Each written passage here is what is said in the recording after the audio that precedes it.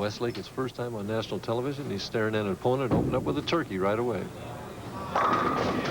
Answering the challenge, though, you mentioned it in the open, Mike, the fact that Tony Westlake has bowled a lot of action and a lot of money matches growing up, and that's what you have to do and do well to be successful in this type of a situation. Well, I don't agree, Dan. I don't agree that you have to have that kind of background. I think that you can have a collegiate background, or you can have a background bowling in tournaments and still be effective and be a star on the PBA tour, as Marshall Holman has approved. Not that he was a collegiate, but he never did bowl a lot of action. So you don't have to come from that kind of background in order to be successful.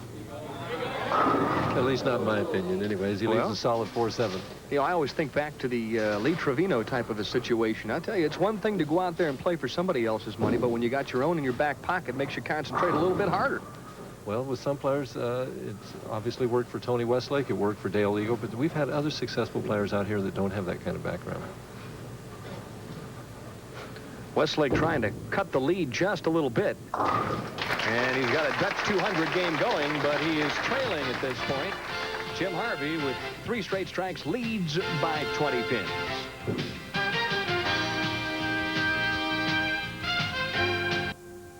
Dearly loved to just sign that check, Mike Durbin, the True Value folks, offering $25,000 for a perfect game. All he needs is 9 more. Just 9 more, huh? Nothing to it but to do it, huh? Oh, my goodness. Wouldn't that be exciting? $25,000. And if he would go on to win this, that'd be another 16. Nice work. Well, if you're going to complete the dream, that would make him eligible for Firestone. He win another 50. I'm glad you added that. And Harvey adds another strike. So he is perfect now through 4 frames. We get a look at the style of Jim Harvey, the contemporary style, the open shouldered. Look at that wrist cupped around the ball, right in the backswing there. As he comes through, he closes the shoulder, and the wrist cups as he actually goes through the ball. It's still cupped and lift. That's what creates all those revolutions. And the revolutions create pin action, and they create strikes. Looking for 5 in a row from Tucson, Arizona. Gives it some room, and it came back. Well, it's down to 7 more now. What do they say on the PBA Tour? Trust is a must. You have to send it a little bit to the right to get it back. He's certainly doing that. He's loose, and he's aggressive, and he's in control of the first match. 40 pins ahead. Westlake is already saying, hey, I'm in that must-strike situation. And you see the difference between the contemporary player and Tony Westlake, who's a young player, but he's of the old school, more or less like myself or Gary Dickinson or George Pappas, where he goes down and in, and he just didn't give that ball enough room because he maybe was afraid it wouldn't make it back. Cross lane at the 610. Has the spare. Well, we mentioned this is Tony's first ever appearance on national television. I chatted with him before the telecast tonight and asked him, hey, are you going to be nervous bowling out there tonight? Yes, I'm very excited. I'll probably be a little nervous the first shot or two, but I think after that I'll be able to get my head in the game and I'll be all right. The only thing he didn't bargain for was the guy he was bowling starting with a 5-bagger, but Westlake answers with a strike of his own, and really we're far from over here in the opening match. Well, he also didn't bargain for his ace ball being thrown out before he started. What does that do to you mentally when you've used the ball all week long and all of a sudden you get to the telecast and you can't use it? It depends what type of person you are. If you're looking at the negative things or looking for reasons to fail, that's a primary reason. But if you say, hey, I got to make the best of what the situation is and go from here. Oh, it held that time. That's a half dozen now for Jim Harvey. And before the telecast this evening, I asked Jim, what are you going to have to concentrate on tonight to win your first game on national television? I'm just going to try to go out and throw more strikes than my opponent and stay ahead of him until the game is over. Before I didn't throw strikes early enough, and he got ahead of me, and I just ended up that way. And no true words were ever spoken. And he has really come out of the gates in a hurry, looking for number 7.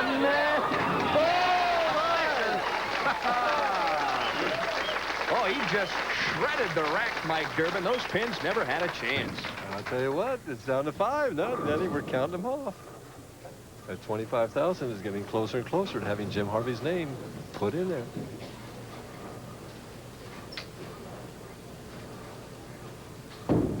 Tony Westlake has run flat into a buzzsaw, but he doubles for the first time in this match. Unfortunately, through 7 frames, Tony Westlake trailing by 52 pins. But ironic as it may say, the match, you know, with the old cliche, is not over. He is still potential 248. You can do it with a pencil, you know, as Fred Wolf used to say years ago, you can do it with a bowling ball. Jim Harvey's going at a 259 pace right now, actually at a 300 pace, but if he didn't continue striking. One more, and he gets a break. Still alive, barely. Well, in the practice session prior to tonight's championship round, all the players seem to be striking. Jim Harvey just looked over at Chuck Pisano, our TV coordinator. He said, commercial? And Chuck said no. And then he said, no commercial? He was surprised. Let's see if that breaks his concentration. Looking for his 8th straight strike. He's there. All right. Well, it's sweaty palm time here at Riverside, California. And just on the last 2 practice balls, after Robbie sang his rendition of America the Beautiful, they count 1 practice ball in each lane. Jim Harvey struck on the right lane. He went to the left lane. He left a solid 8 on his last practice shot, and now he has 8 in a row. Well, so maybe that could have been a good omen for him, that 8-pin coming in practice. Let's all think positive right now and maybe try and coach him home. Looking for 9 straight here in the opening match. It's got some revolutions. Oh! Well, you don't get much better than that. Jim Harvey is perfect through 9 frames, and Tony Westlake is just trying to grab a hold of a life raft. And even if Tony strikes out, right now, Tony knows the match is lost no matter what happens. He's just looking to get out of the way and hope that history can be made. We have not had a 300 since 1974 in Alameda, California, when Jim Stefanich did it. And Tony Westlake, you know, can go out for 248 and not even be close. Tony Westlake just putting his head down, Mike Durbin, and doing the best thing that he can do, which is go out and strike on every shot. And when the guy's got 9 in a row, you're right, you just have to get out of the way. And he's bowled 9 frames, he's got 6 strikes, and he's out of the match. How'd you like to shoot 248 and just get nailed? Get buried. Reminds me of Dick Ricker lost to Don Johnson in 1970, 299 to 268. Westlake's there again. And strikes one more time. Certainly a commendable performance for his first time ever on national television, and he's going to get buried. The interesting note, on lanes 45 and 46, the television pair for tonight, Tony Westlake averaged 248. And Jim Harvey, they just brought down the check for $25,000, and they handed it to Harry Golden, our tournament director, in case he strikes out, and Jim Harvey took a peek over at it. If you were there on the bench, you wouldn't look over at that check, would you? No, I probably would have my head down. I'd be concentrating. I was in this position in 1985 at the Quaker State, and it was worth quite a bit of money if I struck out in the 10th frame, but I couldn't get the first one. So it's a lot of pressure. I don't care how much experience you've got. You get up there, you're going for 300. It is a lot of pressure. Tony Westlake with an outstanding game, 237, but it is just not going to be enough. Jim Harvey now steps up for maybe the most important 10th frame of his PBA career. And he's not even trying to win. He's trying to shoot 300. In 6 years as a PBA member, he's only earned $37,000. So this is for all the wheat here in the 10th frame. One more. He's there. All right! 10 straight, and the X's continue to mount here at Town Square Lanes in Riverside, California. History in the making, not only because we have a foreign player leading this tournament and could very possibly win it, Matt Karlsson, but tremendous bowling in the opening game, Jim Harvey. And just in case people think these lanes are easy or anything, we only have 1 300 all week by Mark Baker. So he's doing this with his talent. The lane is not helping him. Picture of concentration, and all the money is on the line. He ripped it.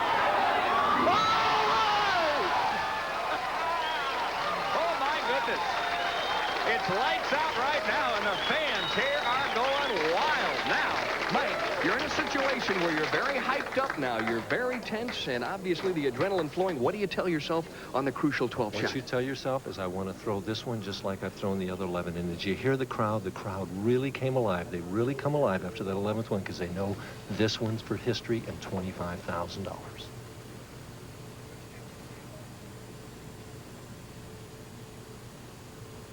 He gave it too much room. Oh, no, not the washout. Oh, my goodness. Absolutely tremendous bowling. And it's 297, Mike Durbin, and he had a shot at $25,000 from the good folks at True Value Hardware. And he certainly gave us all just a tremendous thrill. 297, what can you say? The score speaks for itself. Jim Harvey will have to regroup and come back. Don't forget the bowling news is next.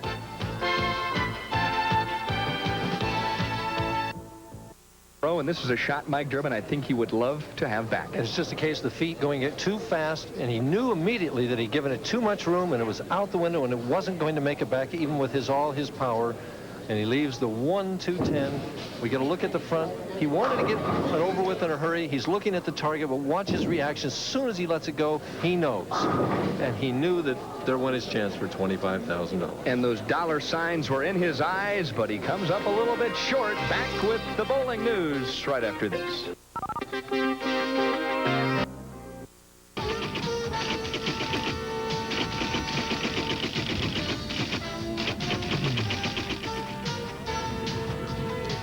The Seagram's Wine Cooler Bowling News. Hi, everybody. I'm Denny Schreiner. Welcome to this week's edition of the Bowling News. And we're near completion of the 20th PBA National Tour stop this year of 33 overall. Now might be an opportune time to take a look back and find out who won early in the winter and sort of update you at this point as to what happened. Randy Pedersen, who bowled very well here this week, won the opening stop on the PBA Tour this past winter. Del Warren, his first victory. Gary Skidmore with a big victory at the Showboat Invitational. One of the guys that's now in the running for Rookie of the Year, a Quaker State Open champion. Dave Ozio will be defending next week in Tucson. Steve Cook, one of 3 players at this stage that has won 2 or more titles. Steve, of course, with 3 thus far. Walter Ray Williams Jr. fast approaching the $100,000 mark on the season, a winner there. Malacosta, the Light Beer Open champion, he collected $27,000 for that one. PBA National Tournament in Toledo, always a favorite there, a big check. As I mentioned, the 2 other players that have now won 2 titles or more, Walter Ray Williams and also a player coming up in just a moment, Marshall Holman, capturing the Firestone Tournament of Champions in that big $50,000 first place check. Doubles won by Albie and Cook, their second straight. Dave Husted, who is on the telecast this week, also in a position to maybe win again for the second time in 3 weeks. One very important junior bowling note to be passed along, the fact that Mike Lickstein, son of PBA Services Director Larry Lickstein, bowled in a special Memorial Weekend tournament this past month. Now get this kid really likes to bowl. Bowls all 21 squads of the tournament at 63 games over 3 days, averages 222.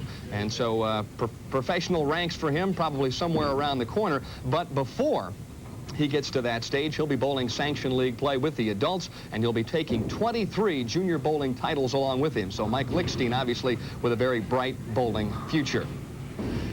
Well, we've talked about the future. Let's go back and maybe talk about the past and the PBA and also bowling. And one gentleman, the gentleman to my left, that probably knows more about the history of bowling and the PBA is the Eastern Regional Director, PBA Hall of Famer, and PBA historian Chuck Pisano. And Chuck, I know you've dusted off some of the albums at home and you've brought some pictures. Yeah, we've dug up some pictures and we'd like to show them to people, identify some of the people there.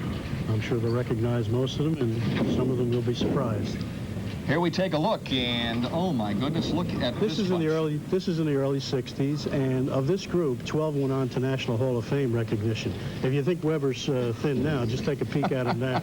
Yeah, and his hair is not great. Harry Smith, the Tiger, still a Tiger, assistant PBA tournament director these days. Where was this picture taken? This picture was taken during a doubles championship tournament at Paramus. Here's the great Carmen Salvino, still actively competing, is still a touring pro. Billy Hardwick, the scourge of the 1960s on the PBA Tour. Master of the full roller? Fantastic. Bo Burt. Many people won't recognize Bo. He's still in his teens in this picture. I thought that was Elvis Presley for a minute.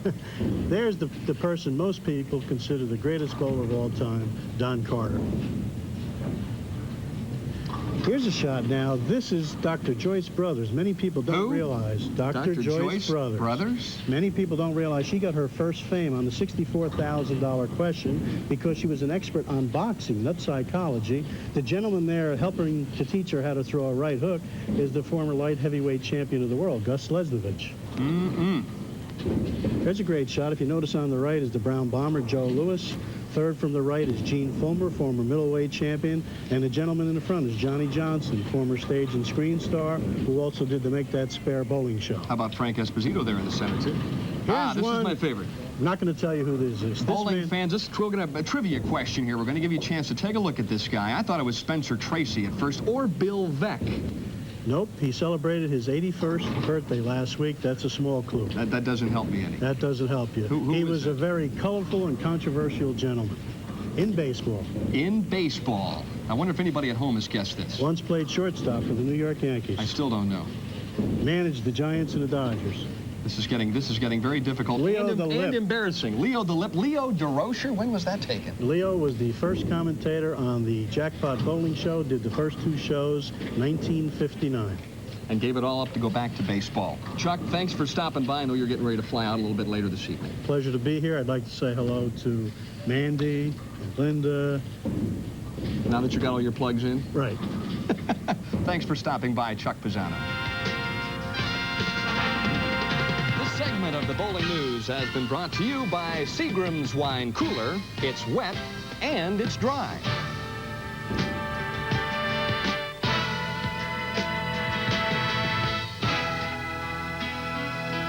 Schreiner along with Mike Durbin, ESPN's bowling analyst, and the pros shot some high scores at the Southern California Open this week. Well, they shoot high scores every week, Denny, and we always have a 300 game, it seems like. This week it went to Mark Baker. Bob Learn on our show last week had 299. Mats Karlsson with 290. Doug Myers also with 290. A couple 289s there. And Ted Hannes had a nice 286 game. He's bowling better. Some of our tournament averages. The weekly average by all the players was 202. Left-handers struggled a little bit with just 195. The right-handers a little better at 203. What you needed to cash, though, was a 207.8 average. For the top 24, you needed a 212 average. The best match play record went to Mats Karlsson, 16-7-1. Jim Harvey had 31 200 games out of a possible 42. And the most consecutive 200 games, 12 there by David Husted. Here's some prominent bowlers that didn't cash this week. Janela, Webb, Ozio. Mark Williams has been struggling this year. Mark Fay, our Masters champ. Steve Cook won 3 times this year. Skidmore, Pappas, and Tom Baker finished down in the pack this week. There were a number of other players, though, Dan, that did make money this week that finished in our top 24. And let's take a look at them right now. 6th place went to Norm Duke. Some of the other finishers, Bob Learn on our show last week. Berardi returning to the tour. Hannes, 2 finals in a row there. Some of the others, Marshall Holman and Mark Roth, a tandem, dynamic duo there. Rich Bramwell. Jim Tilton, 22nd, and 24th went to Chris Goddard. This has been the Seagram's Wine Cooler Bowling News for this week. Remember, Seagram's Wine Cooler. It's wet and it's dry. Will Jim Harvey continue to strike, or will Brian Voss advance here in this tournament? Well, we'll have to wait a minute to find out. Back. Has Jim Harvey come down off cloud 9 yet, Mike Durbin? Well, it's a matter of whether he can recompose his thoughts and his emotions and disappointment from not striking on that last shot and refocus his attention and concentration on trying to defeat Brian Voss right now. Brian Voss, 5 foot 10 inches tall, 160 pounds, 27 years old, out of Tacoma, Washington. A 2-time PBA champion. His opening offering, and right in the old 1-3 pocket. These guys are striking at will. Well, Brian was striking a lot in the practice sessions too, so. How difficult is it, Mike, to come down from that emotional high of that opening game to have 11 in a row and bowl for 25,000? Well, it depends on the individual. It just depends on his personal character and makeup. There's the shot he wanted in the 10th frame, right there. I think that's what he was saying to himself as he walked away, was, what in the world couldn't I have come up with that last game? Well, you know, I read a quote by Chris Everett that She was talking about practicing with her husband and her coach, and she said that she was getting in some fantastic returns. She said, but it was practice, that anybody could do it in practice because there was no pressure. You know? And it's true. You know, I could always strike in practice, but when you put the pressure on, it was a little bit different.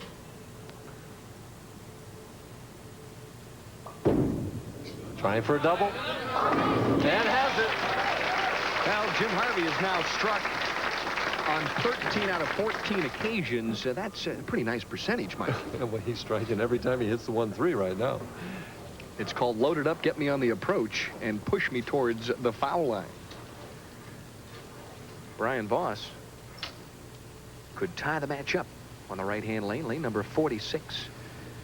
And the pros are setting a blistering pace here through the first game and a half. And Voss is solid in the pocket. He says, hey, I can strike too. And I think we mentioned at the top of the show that Brian Voss was our only four-step player on the telecast, and we've completely overlooked Jim Harvey. I noticed that Jim Harvey is also four steps, so it was an oversight on my part there. I wonder if those feet are on the approach now, though. Well, I'll tell you what, that 12th shot, they were flying to the foul line, that's for sure. Maybe a little quick getting there. I'd be in a hurry, too, if there were 25,000 on the line. Yeah. For three. I don't know how it stood. Half the building went at that 7-pin, but it still stood up. Tough break for Voss. Had those pins dancing all around the 7-pin, but just could not get it to fall. And we watch as the light hit. Watch the 1-pin and the 5-pin. Both of them bounce around that 7-pin. As Brian makes it with a second shot. Just a bad break. That easily could have been a strike. Jim Harvey with a 297 to 237 victory over Tony Westlake in game number 1. Harvey had the first 11 and left the washout on his final shot. We'll be heading back home after this telecast. I should say in a week or so, back to the Tucson area. Right. Trying for three. And leaves the dinner bucket, the 2-4-5-8. When you mentioned the 2-4-5, of course, your bowling tip this evening on how to convert that tough little spare. And it's definitely a difficult spare. It's not a gimme. Let's see if he shoots it from the left or shoots it off of his strike angle. It appears he's going to shoot it off his strike angle. Pretty straight at it. Has it. He cut down on the hook at that particular shot. Donna Adamick in attendance, and you talk about the ladies that can bowl. She is 4 times a bowler of the year and works for Active West, the group that owns this bowling center. And boy, what a great player she is. Some impressive credentials right there. 4 times player of the year. Oh, that's called total domination. As you see the scoreboard, Harvey trailing by 3, and he hasn't been behind before this shot. If he keeps throwing strikes like that, he'll be ahead all evening long. Stay tuned. They're throwing strikes here in Riverside, California.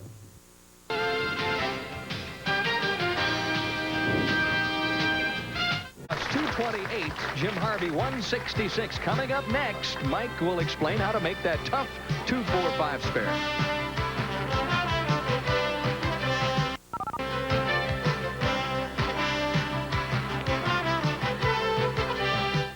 Makes as Harvey loses 228 to 166. Nevertheless, though, he'll take home the 4th place prize and fond memories of Riverside, California. A 297 in the opening game, and he thrilled the fans here with the first 11 strikes.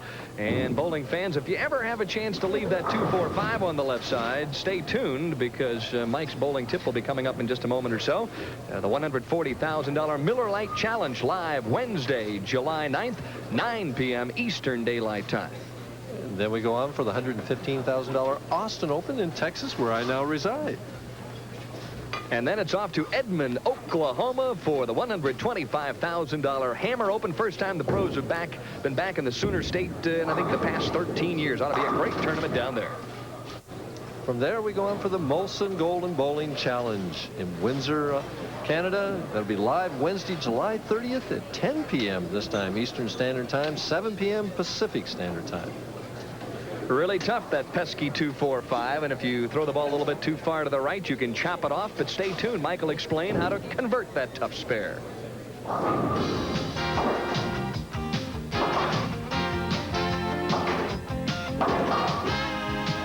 Hi, Mike Durbin back here at the National Bowling Hall of Fame in St. Louis, Missouri. We're at their downstairs facility here. Last week, we looked at how to make the 2-pin, the 4-pin, and the 7-pin. This week, we're going to look at a very common leave, a leave of 3 pins that puts fear into the hearts of amateurs and professionals alike, and that leave is the 2-4-5. And there are basically 2 different ways to shoot the 2-4-5. You can shoot it off of your strike target, or you can shoot it from the extreme left. And if you're a left-hander, by the way, you can just reverse these procedures that I'm giving to you right now for right-handers. Let's look at the strike target method first. Let's suppose that my strike target out there is the second arrow. And also suppose that in order to hit that second arrow to get a strike, I was standing on board 21. In order to make the 2-4-5, I want to move 4 boards to the right. 1, 2, 3, 4. The same as I did for the 2-pin last week. The only difference or only adjustment to this is if I have the 2-4-5-8, if I've got the 8-pin back there, I want to add 1 more board to it, make it 5 boards. That also applies to the 2-4-5-8-7. Now, there's one other adjustment you might need to make. In many bowling centers across the country, they have a lot more oil in the center of the lane than they do on the outsides. If that's the case in your center, you may want to add 2 or even 3 boards to that 4 or 5 board move. All right, let's see how it works here. Get my ball, and I set myself up on board 17. That's 4 boards right in my strike position. And again, I'm going to throw my natural shot at this, just as I did for the strike.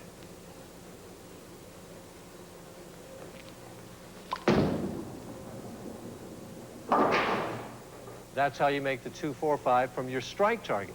Now I'm going to show you how to make it from the extreme left side of the approach. To make the 2-4-5 from the extreme left is a little bit of a trial and error method. What I want to do is get over to the left side of the approach. Remember, the last dot is board 30. I'm going to move about 5 boards to the left, over about board 35, and throw it over board 25. That's the 5th arrow, the one next to the middle one on the left. And I'm going to try and throw the ball reasonably hard and reasonably straight. The reason I'm shooting it from this extreme left side of the approach is to cut down on the angle of chopping that spare, because very often we chop the 2 right off the 5 in the 2-4-5. This is a very common method you'll see on the PBA Tour of pro bowlers shooting the 2-4-5. Let's see how it works.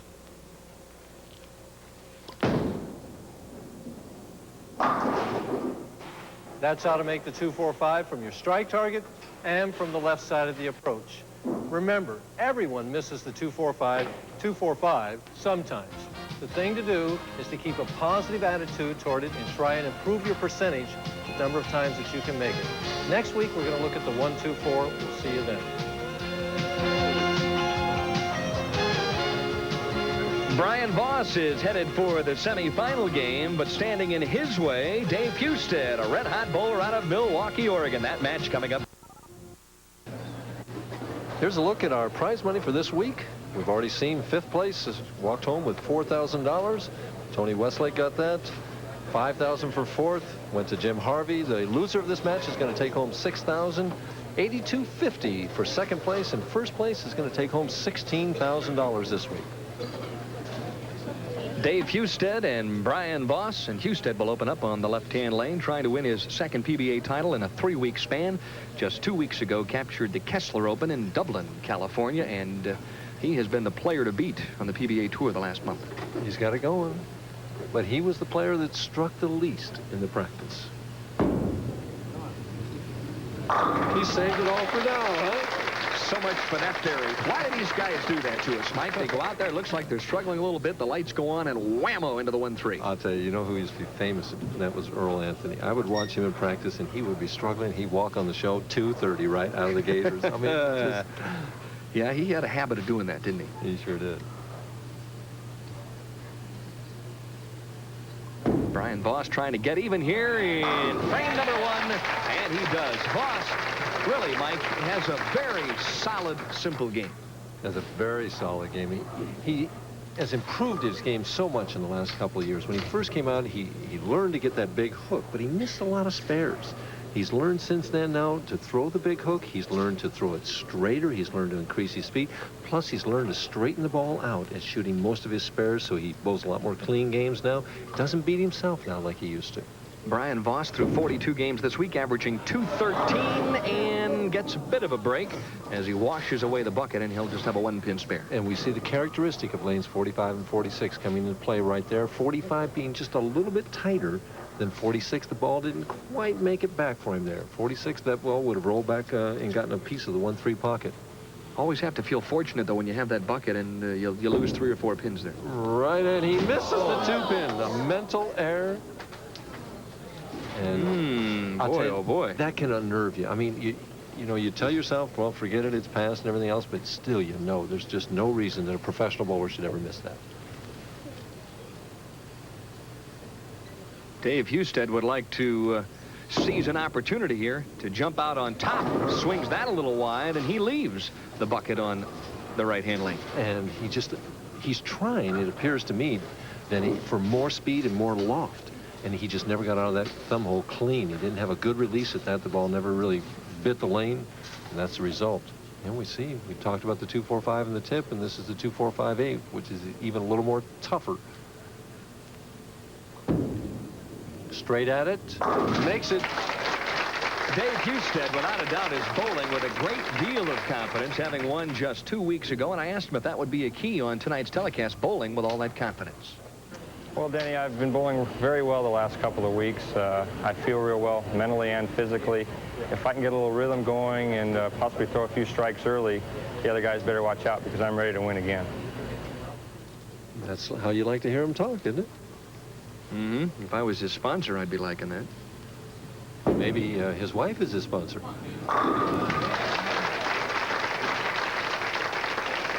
Speaking of which, there's Michelle. I think she flew in for the telecast this evening. She's been a busy lady. She's had to fly out twice in the last 3 weeks. I told her this is getting to be a habit. She says, yeah, it's a nice habit. Oh, yeah, you'd like to talk to that airline reservation counter every week. Voss trying to right himself after missing the 1-pin spare. He's liked the right-hand lane, and once again, it's just a solid strike. That's 10 in the pit. He needs, though, right now to get a double in this 4th frame to cut that 12-pin lead down to 2 and to regroup after that open frame in the 2nd frame. Regardless of what happens, it'll be a successful week for Brian Voss. All 3 attempts at the championship finals this past year have left him in 4th place. So he's climbing the ladder ever so slowly. Yeah. He doesn't want to finish 3rd here. He wants to finish 1st. I have a feeling you're right. For the double. And the break. He trips that 4. Anytime he trips that 4, he's got to liven the pace just a touch, so a double for Voss. But he still trails by 2 here in this semifinal match. Back with more right after. Southern California Open, defending champion Dennis Jakes won in '85.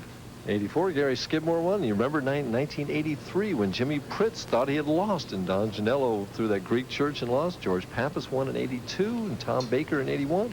And I can still remember back to 1980 when Steve Martin won. So can I, the wild and crazy guy from Kingsport, Tennessee, with a big victory. And that one, I think, was in Torrance, California. And our producer and director are needling us in our headsets here, you know, that I said what a great spare shooter Brian Voss was, and he promptly misses that 2-pin. So I think I'm going to keep my mouth shut on these predictions. I stopped predicting who's going to win. Seems like I put the curse on him no matter what happens. For the double. And the right lane hooking more. He's made too much of an adjustment. He's afraid to move back to the right for fear it'll go high, and he just hasn't been able to get the ball back up on 46. He's moved deeper with his feet and with his target on that lane. He knew as soon as he let it go that it probably just wasn't going to make it back. What a scowl on his face there. Hey, when you get 8, that's not quite enough. Especially when you're used to striking, and that's what Dave Husted has been doing as of late. And he covers the spare nicely and has a Dutch 200 going thus far, 60 through 3 frames with a spare up in the 4th. And what was interesting about that, when he left the 2-4-5-8 in the 2nd frame, he threw the ball straight at it. At this one, he threw his normal natural shot off the strike line at the 2-5. A lot of times that maybe not be planned, though, Mike. It's an instinct sometimes, isn't it? It's the way you shoot the spares. Well, it never was with me, but maybe it is with somebody. Well, you didn't take too much I planned with anything. You're right. You planned everything. And Dave Husted planned for a mixer, and he got it on lane 45. So Husted has the puzzle solved on the left-hand lane. It's the right-hand lane, lane 46, that's provided the problem. And I was wondering during our commercial break here that if we had a contest between these two young men, who the best looking would be. You know, Brian Voss gets all the publicity, but I think Dave Husted is a very nice looking young man. Has that choir boy look. But he throws a freight train. Ooh, trip to 4 in the last frame, leaves it this time. You know, I think what I like most about these two players, Mike, very aggressive. They are attacking the pocket and leaving nothing home in the semifinal match. Especially Brian Voss is attacking the pocket right now. Husted right now seems tentative to me on lane 46. Brian Voss with his first victory back in 1983, the Greater Detroit Open, and had to beat Pete McCordy to do so. As Voss sort of looks around, puts his hand over his face and says, boy, is that 4-pin moving out there or what? I'll tell you what. It's been a spooky evening thus far. I am praising this guy in his spare shooting, and he misses one single pin spare and almost misses another. Mike, you're going to have some people paying you to say certain things. Maybe the opposite as the PBA Summer Tour continues. I'll tell you. Well, it's one way to make some extra dollars. Well, Voss has thrown a double, but he trails in this match by 3.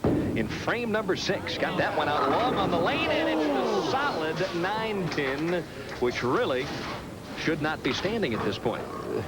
Those should not be, though. Why is it? Come back to haunt you. What it did is just, if we're going to take a look at it, is it drives through here. Watch it deflect off the 3-pin to the left and chop that 5 right off the 9. So in other words, he threw the ball too good. Well, and today's pins didn't hit that one too solid either. These double-voided pins that are laminated and fly like that with these power bowling balls, you can throw the ball too good and you can get power leads. He's fortunate he got the 4-pin out. This week at Town Square Lanes, a lot of solid 7-pins for the right-handed bowlers. I mean, just flush hits and leaving that 7-pin. And we haven't seen one yet. Let's see if he makes the right adjustment on this right lane. And he did. And the difference in speed, Husted throws the ball so much slower than Voss does. What's the difference in throwing the ball a little bit slower carry-wise, Mike? Do you seem to carry more strikes if you slow the ball down? That's the general consensus of thought, that the softer speed keeps the pins lower and they don't fly around the pins. You don't leave as many corner pins. You get that action coming in light. The penalty for that, though, is sometimes it's hard to make the adjustments, that the ball bites the lane too quickly and goes high and you make an adjustment and it doesn't come back.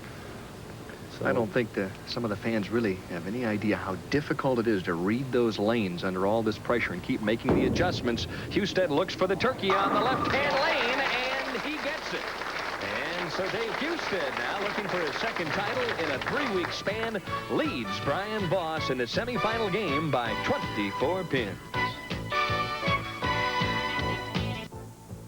Over Jim Harvey just a couple of moments ago, Brian Voss now has upped his career TV record to 7-10, but he is in the pressure cooker now, Mike. He needs a double desperately. Well, it's going to be 7-11 if he doesn't start putting some strikes together. We're in the 7th frame. He's down 24 pins. Looks good. And it is good. Boy, I just blew that rack apart. Unbelievable pin action for Brian Voss, who just exploded the pocket on the right-hand lane. And in reality, you know, he had a double going. He left a solid 4 and an excellent shot, a solid 9, and now he strikes. He could have a 5 in a row really easily. But he's down 24, 8th frame action, can cut it to 14 with a strike here. Almost a must strike at this point in the match.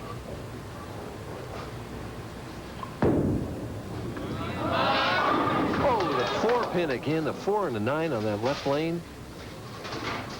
Mike, do you think he made an adjustment here in the 8th frame as compared to the 6th? Did he make a change? See, the 2-pin there just went around that 4. No, he threw the ball right as he did at that 9-pin, I think, and just threw it excellent again and just got a little snap at the end as he makes his spare more solidly.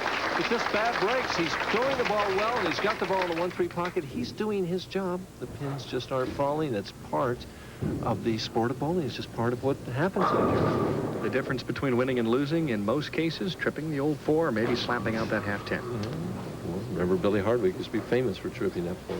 Husted, who has only 1 strike on the right lane, but is up by 24, can increase it to 34.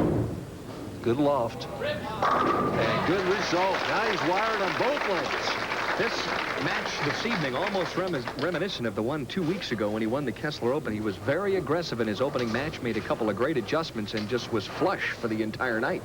And he especially was flush in the 10th frame. But what I liked is after he got that first double in the 6th frame here, you know, he was really emotional on that turkey. And you're going to see that same thing. If he makes a good shot here in the 9th frame, I look for Dave Husted to be running this strikeout because this almost locks him out. Well, if he runs all the way out, he shoots a big 260. Shot in the 9th frame, and oh, he got a break to knock that 10th pin out. David wasn't sure of this. Watch the 6th pin, second from the right. And it just nudges the 10 out. David just looks at it and he thinks, is it going to strike? Yes. Voss keeps his slim hopes alive.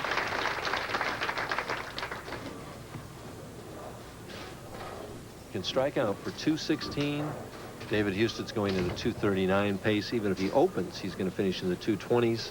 It's all but over. Voss has to strike to even make Husted show up for the 10th frame. I'm sure he'll probably end up showing up no matter what. And the over adjustment perhaps on the left-hand lane, a pair of solid 4s. And this time, Brian Voss gave it a little more room, but Dave Husted really forced him into a situation where he really had little chance. And it's interesting that no one has been able to win 2 matches in a row. Husted's going to win this one. Can he win 2 matches in a row to win his 2nd title in 3 weeks? I know one thing. Mats Karlsson is hoping that he can't. I have a feeling that Mats Karlsson is going to bowl a very good game, which probably eliminates any chance that he has. You gave up predicting, don't you remember? Right. You will predict that Dave Husted and Mats Karlsson will bowl for the title. Yes, that one I'm going to be fairly well assured of. You're just hedging your bets there, Mike. There's nothing wrong with that. Solid strike on the fill ball on the left-hand lane for Brian Voss, who congratulates Dave Husted. So it's a 196 game for Voss. But Dave Husted, if he strikes out, would shoot 260. 10 out of 12 strikes. He goes all the way. Keeping himself tuned in for the next game. Oh, it's easy now. It's just like practice bowling out there. There's nothing like winning a game on national television when all you have to do is walk up and throw it. And it's so interesting. He bowled the worst of any of them in practice. Or not bowled the worst. He just struck the worst. And now comes out and throws 10 out of 12. If he gets 2 more. Maybe he was decoying. Didn't want anybody to know he had a good shot. Maybe so. You never know. But he continues to strike. And it's funny, though, when you talk about striking when it really doesn't mean anything, is it because you're so loose and fluid you don't squeeze the bowling ball, Mike? I think so, yeah. You're just loose and relaxed, and everything happens naturally, and you do all the right things then. Plus, you just feel that they're going to fall at that point, and they do. So when the lights go on, you just have to think about the fact that it's just practice bowling, right? Until you figure the fact that 16,000 is on top, and a PBA title as Dave Husted takes it right off the sheet for a beautiful 260 game. He wins 260 to 196. And coming up next, it's the title match. Dave Husted will match up with top seed Mats Karlsson out of Sweden. Well, it is all boiled down now to just a couple of players left in this field in the $115,000 Southern California Open. From Sweden, it's Mats Karlsson, who is still taking his practice shots on the left-hand lane, and Dave Husted, who ought to be feeling pretty comfortable at this point, Mike, considering the fact that he just disposed of Brian Voss 260 to 196. And Mats, when he comes over from the #1 position like that, has 6 practice balls that he's allowed.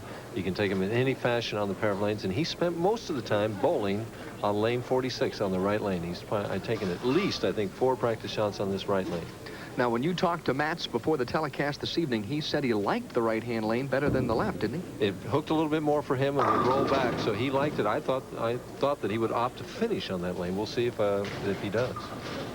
Needless to say, should Mats Karlsson win this evening, he would become the first foreign player ever to win a PBA championship. And here at Town Square Lanes in Riverside, California, last year, Amleto Monticelli from Venezuela led and got beat. And now Mats Karlsson. Yeah, he did.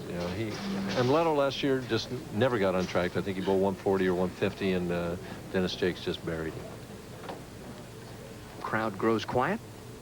Opening shot of the title match. And we're going to see a much straighter style with Mats Karlsson. He's going to go down the boards. He's not going to be loopy. He'll be playing much to the right of Dave Husted. He'll be playing between that 2nd and 3rd arrow. Maybe closer to the 2nd arrow on this left lane. And that's the way to start. Max Karlsson, a very deliberate player. And a very disciplined player. He told me he was going to go out and try and throw as good a shot as he could in each frame and not worry about what his opponent did. Dave Husted shooting .260 out of the box in the semifinal game. 6'2", 165 pounds, only 26 years of age. A long career left in front of him. Swings it a little right and does not get the break as the 10-pin stands undaunted. Came in light and did what we call the can opener hit. Watch, the ball is going to split the 5-6 here. Watch, it just gets the 5-6 and the 6 falls right over and doesn't hit the 10. Is that considered a bad break, Mike, or no? No, I really don't think it is considered a bad break because really, even though the ball got the 5-pin, the ball was on the weak side.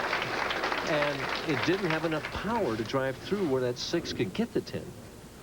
Husted opting to throw a different ball on his spare shots, a little straighter ball perhaps than the one he's throwing on strikes. A little bit different surface, and the ball probably goes a little bit straighter. The black ball that he's using is what we call a biter on the PBA Tour. What I mean by that is that the ball hooks, it bites the lane, and you see how deep on the lane. He's playing inside or left of the 3rd arrow here. Getting closer to the 4th arrow all the time.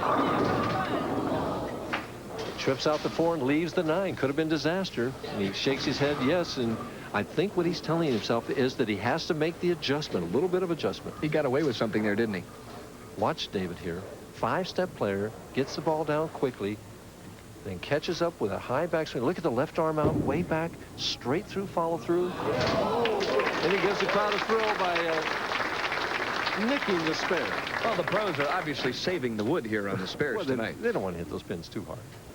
I'll tell you right now, it's important for Max Karlsson to get out ahead. At least in my opinion, if he wants to win his first PBA title, he needs to get out ahead of Husted and put some pressure on David. Because David is just brimming with confidence. Max Karlsson bowling out of Gothenburg, Sweden. He's the old man on the telecast at 29. Come on, Mike.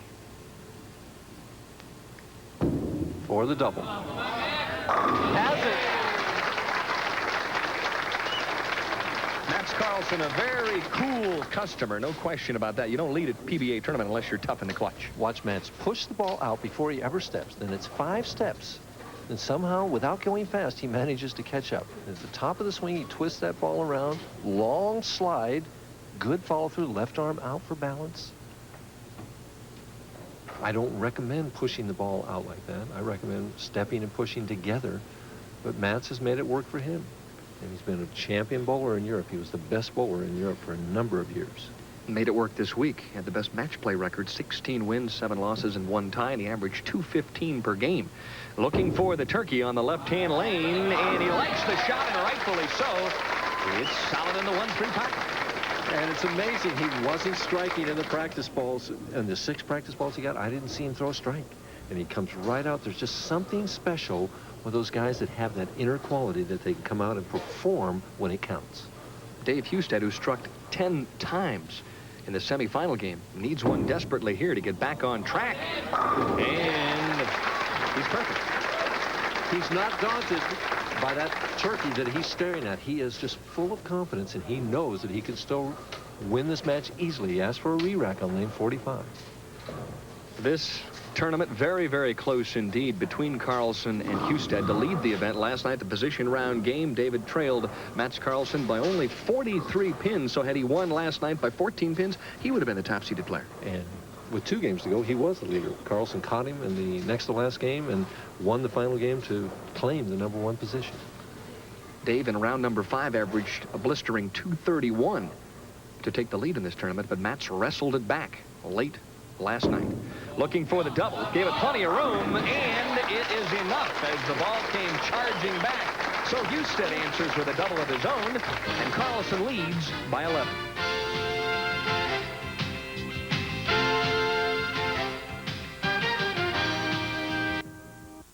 On ESPN, it's the Miller Lite Challenge. $140,000 involved in that one. Live Wednesday, July 9th, 9 p.m. Eastern Daylight Time. And Mike, you had a lot of success down in Tucson at Golden Pin Lanes through the years. Well, in 1982, I managed to sneak out on top, and last year I led it and pulled a disastrous 150 in the final game, and David Ozio easily defeated me. But I did get second. Now look at it this way: you finished first and second. And there is the beautiful Annette Karlsson on hand to watch her husband. And she's seen his lead reduced from 21 to 11. The way to answer an opponent's strikes is with strikes of your own. Matt needs to keep it going.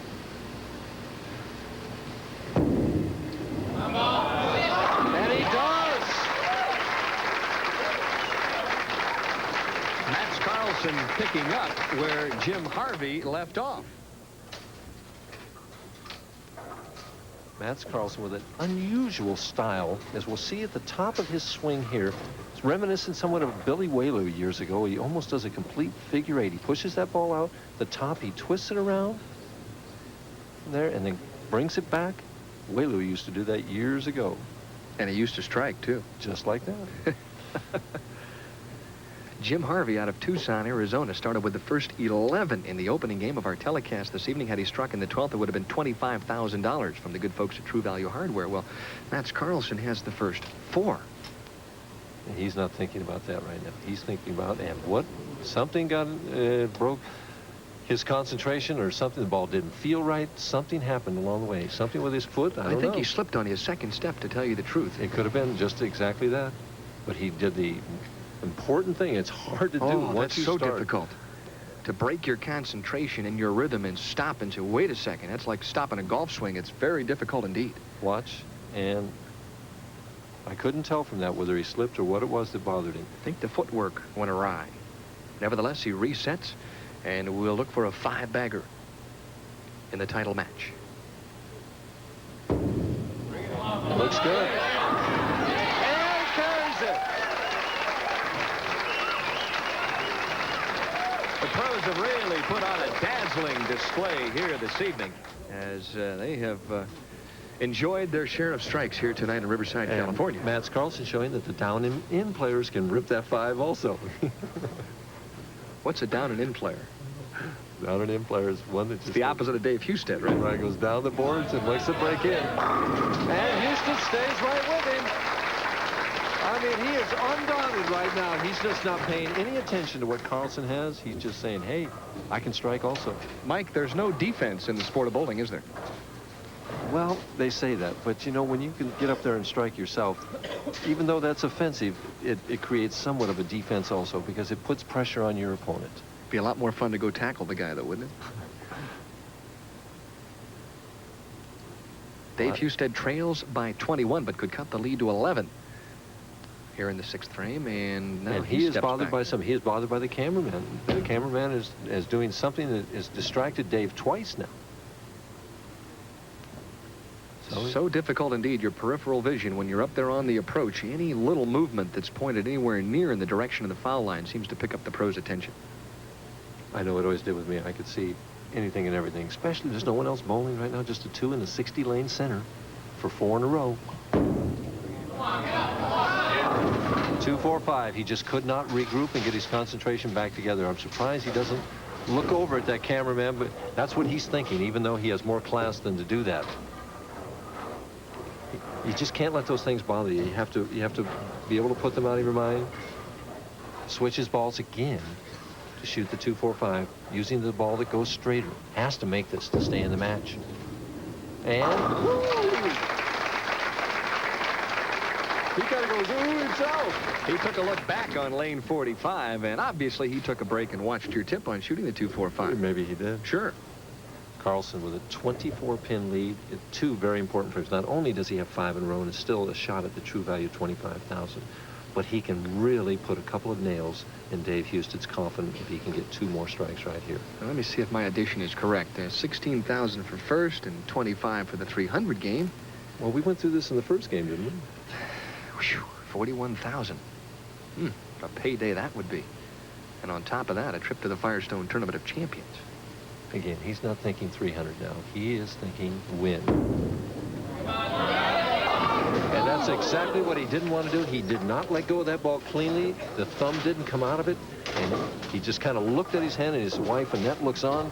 And she can keep score, too. She knows that that has suddenly made this almost an even match. The first mistake of any kind for Matt Karlsson comes in the 6th frame. The thumb just dragged coming out, and the ball was left of target. 4, 6, 7, gets 2 of them. The match is under 10 pins. It's anybody's match with 4 frames to go. Matz last night won 7 of 8 matches. He tied the other match en route to grabbing the top seed position for tonight's telecast. And he has never finished higher than 5th in a PBA tournament. And obviously he's going to finish well above that here this evening. But he would dearly love to notch PBA title #1 into the old belt buckle. Well, that's official. You know, you got to remember that Grand Prix tournament in London where he won there. He beat all the top pros. The pros that went over there were the 16 top point earners. So they were quality players that went over there, and he beat them all. To get back on track. And he gets a break on the thin hit. Shakes his head, but the result is a good one. And so Karlsson has struck 6 out of 7 attempts. And we've seen some unbelievable strings here this evening. The 1 pin has to hit the 2 to strike, and it barely gets it here. See, it just nicked the 2 pin going by.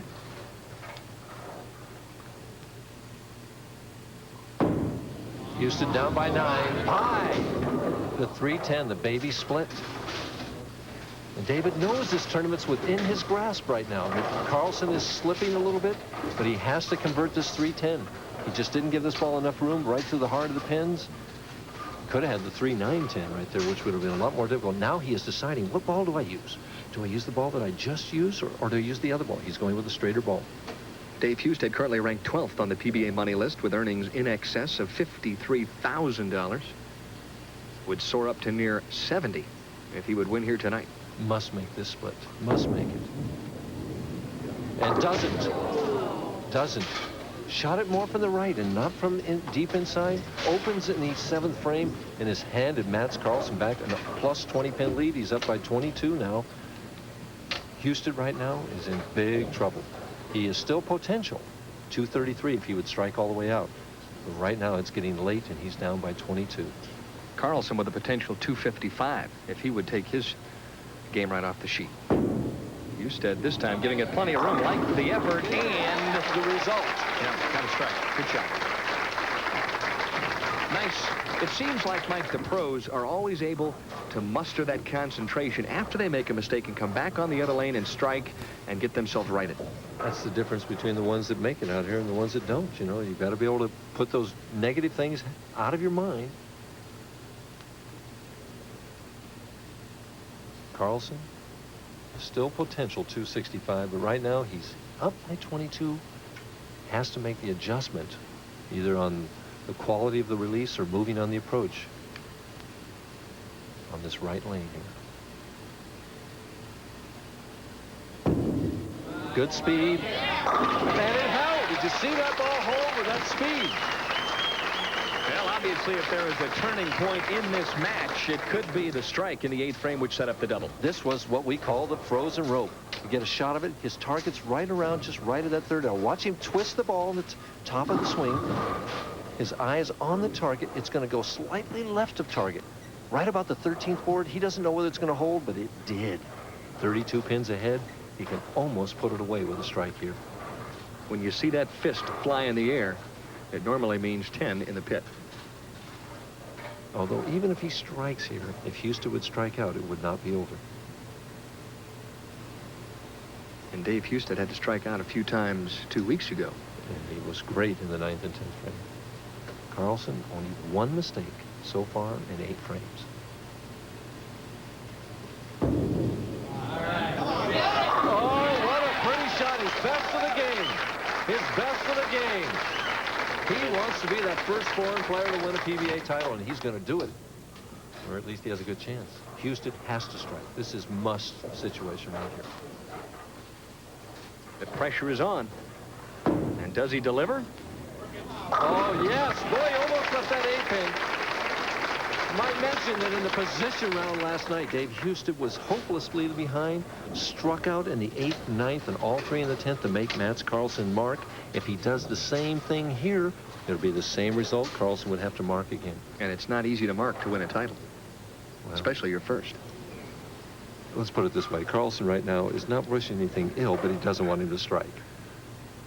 Husted to keep the pressure on, which he's trying to do, and he does with a strike On the first shot in the 10th, he now has 3 in a row, and should he strike 2 more times, a possible 233, which Mike normally is good enough to win a title match. That baby split, the failure to convert that was such a big shot.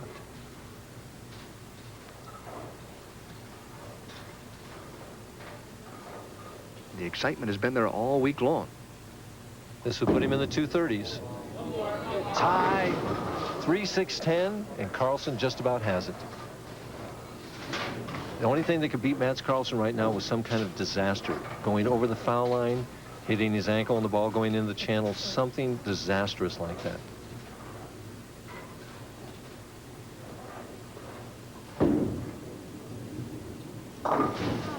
Eight out, finishes with 218. Mats Karlsson went over and checked the score. Well, that's as tough as it gets. Annette Karlsson and Michelle Husted having to sit shoulder to shoulder and watch their husbands battle it out for a title. And Mats Karlsson in a position now to really take the money to the bank. And my addition's not real quick, but I think he needs somewhere around 5 pins on 2 balls. And that's enough. We have a historic occasion here on the 4th of July weekend. And a foreign player is going to win a PBA tournament for the first time ever. And he may see Ellis Island there, you know. It was only a question of time. That's Karlsson, a very talented player indeed. Led this tournament, sort of grabbed the reins last night and hung on for dear life. And he's come back strong here this evening. And he is the winner of the $115,000 Southern California Open. And, of course, we'll get to bowl in the Firestone Tournament of Champions in 1986. And I wanted to tell you that my pick was going to be Mats Karlsson. So. See, I can't lose. I love you, Johnny Come-Latelys. I know you told me, really, though, all kidding aside, that you like Matt's chances if he started strong here this evening. I'd have that disclaimer in there as he finishes with 243. You can't ask for much better effort than that from Mats Karlsson, as he and Dave Husted put on a superb show here this evening. The final here in the $115,000 Southern California Open. Mats Karlsson 243, Dave Husted 218. Back to talk with the winner right after this.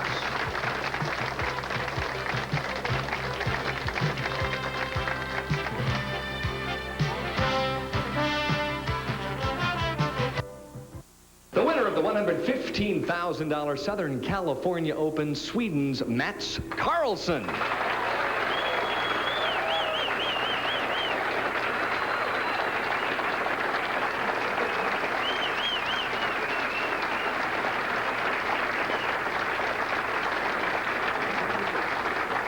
Mats, all along you told me that you were sort of tired about the media hyping up the fact that you would be the first foreign player if you won. Now you've got the monkey off your back.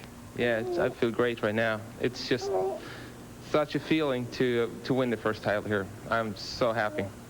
How do you say congratulations, Mats, in Swedish? Gratulation. Geez, I hope I don't have to repeat that. Annette, very tough to stand by or sit by and watch your husband bowl under pressure. Yeah, it sure is. You mean it sure was? You're through now. Yeah, through now. Definitely. She's excited, and so is Mats, and so is Richard, obviously. He started crying at that last strike, I think, but nevertheless has decided to come through here. We've got the trophy presentation now being made by Bill Martin, the general manager here at Town Square Lanes, and that is a beautiful trophy indeed. Congratulations, Mats, on behalf of Active West and Seagram's Cooler. Thank you. Thank you very much. That's not a trophy, Bill. That's a piece of furniture. Annette, what are you going to do with that huge trophy? I don't know. You're going to have to put it on top of the motorhome. Probably. It's only 29 feet, so this is bigger than that.